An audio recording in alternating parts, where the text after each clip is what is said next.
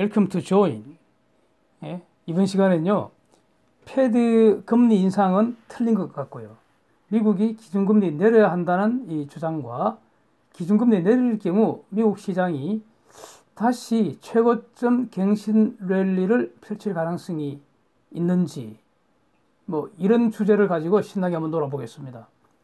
그러니까 미국 국채 3M 10-year 국채 수익률 역전을 두고 향후 1년 내에 리세션 온다는 주장들이 대세를 이루었지만요, 저는 이와 달리 최근 수익률 곡선 역전은 조만간 해소될 가능성은 없고 리세션 진행 지표가 아니라 곧 금리를 내려야 한다는 점을 시사한다고 해석을 했습니다. 이거 한 3번가량 이와 관련된 채권 수익률 역전 현상 분석하는 영상을 올려뒀으니까요, 한번 참고해 보시기 바랍니다. 저는 참 잘 만들었다고 생각됩니다. 제가 그 영상 만들고 하는 건 지금 완전 생초보입니다. 한지 이제 2주 지나갔고요. 뭐 영상 기술이나 뭐 이렇게 녹음하고 이런 거는 약간 서툽니다. 근데 내용은 아주 잘 한 것 같습니다. 예. 또 영상 말미에 여러 가지 관련 영상들 링크해 뒀으니까요. 그것도 한번 참고해 주시기 바랍니다. 지난 금요일 저희 주장대로 미국 3M 10-year 수익률 곡선 역전 현상은 해소됐습니다. 예.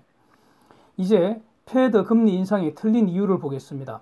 지난 금융위기 해결을 위해서 양적 완화 정책 시행했죠. 천문학적 달러를 살펴했습니다. 위기가 극복되면서 미국은 역사상 가장 오래된 경기 확장 국면을 맞고 있다고 합니다. 당연히 인플레이션 예상을 한 거죠. 그래서 뭐 약간 인플레 선제적인 면이 분명히 들어있겠죠. 그래서 패드가 기준금리 서서히 인상했습니다. 뭐 이때까지는 다들 동의하는 분위기였습니다. 그러나 문제는 인플레이션이 없었다는 겁니다. 이것이 팩트입니다. 예.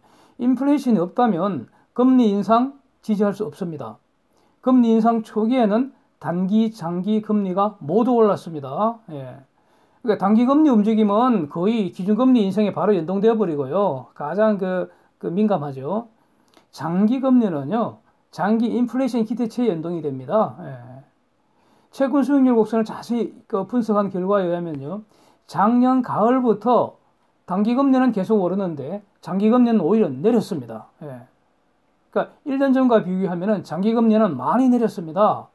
어쨌든 수익률 곡선이 평탄화된 것이고요. 그러니까 장기금리 내리는 현상은요, 미국만 현상이 아닙니다.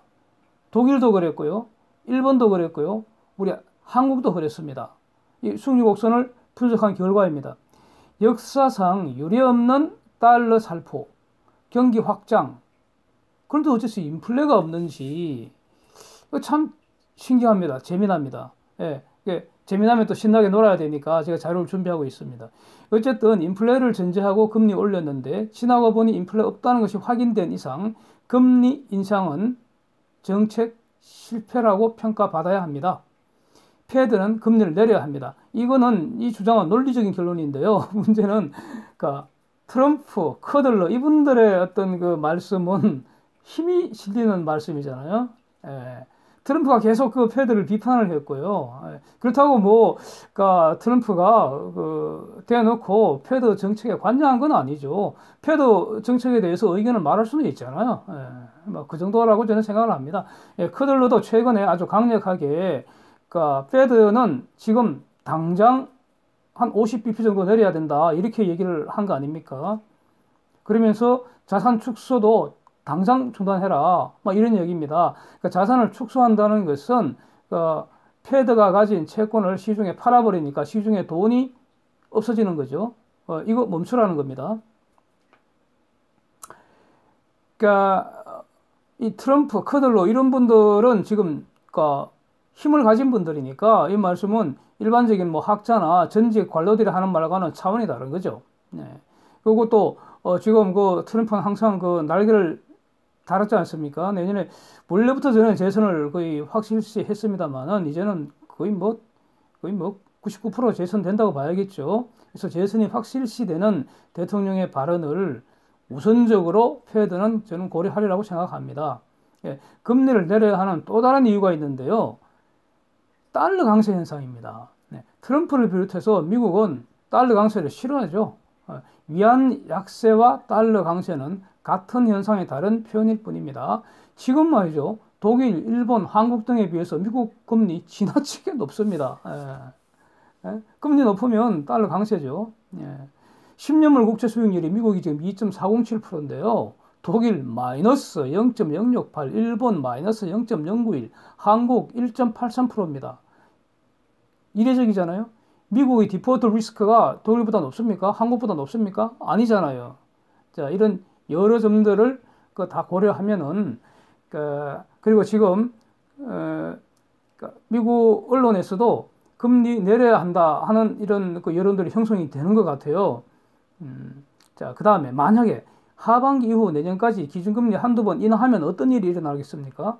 내년에는 트럼프 재선이 있는데 지금보다 경제를 더 살려야겠죠. 근데 중국과 유럽 경기 하강은 상당히 걱정일 겁니다. 결론은요, 중국 경기 하강은 이거 원하는 거 아닙니까? 패권 전쟁 중에 미국이 승리하고 있다는 그 굿뉴스 아닙니까? 유럽은요, 미국 경기 살아나면은 유럽은 플러스 효과를 받겠죠. 그래서 패권 전쟁 중에 중국 경제 하강의 부정적 효과를 상쇄하기 위해서도 금리 인하, 그 다음에 인프라 투자 확대하기 위해서 재정 지출을 늘리고 현재 고용시장 초호황이 지속되면은 소비는 아주 견조해지는 거죠. 그 다음에 4차 산업혁명 이제 새로운 기회를 창출해 주겠죠. 그래서 미국 증시 3대 지수 모두 최고치 행진이 계속될 가능성이 저는 아주 매우 높다고 봅니다. 그러니까 미국이 금리 내리면 한국도 내리겠죠. 다 따라 한국도 내려야겠죠. 최근에 중공 폭망이 도화선이 되어서 미국 경제도 추락하고 세계 경제도 동시에 폭삭 내려앉을 것이라는 주장이 적지 않습니다. 근데 저는 반대 견해입니다. 중공 경제 폭망은요, 미국이 원하던 거라니까요. 미국이 패권 전쟁에서 승리하고 있다는 굿뉴스라고요. 이것이 경제에 미치는 부정적 효과는 예상된 범위에서 충분히 관리 가능하다고 봐야 합니다. 동남아 등의 중공 대체 공급망 갖춰 나가고요. 미국 금리 인하하고 재정 지출을 확대해버리면 미국 경기는 다시 확장 국면을 이어갈 것이라고 봅니다. 두고 보겠습니다. 감사합니다. 다음에도 재미나는 주제로 같이 신나게 놀겠습니다.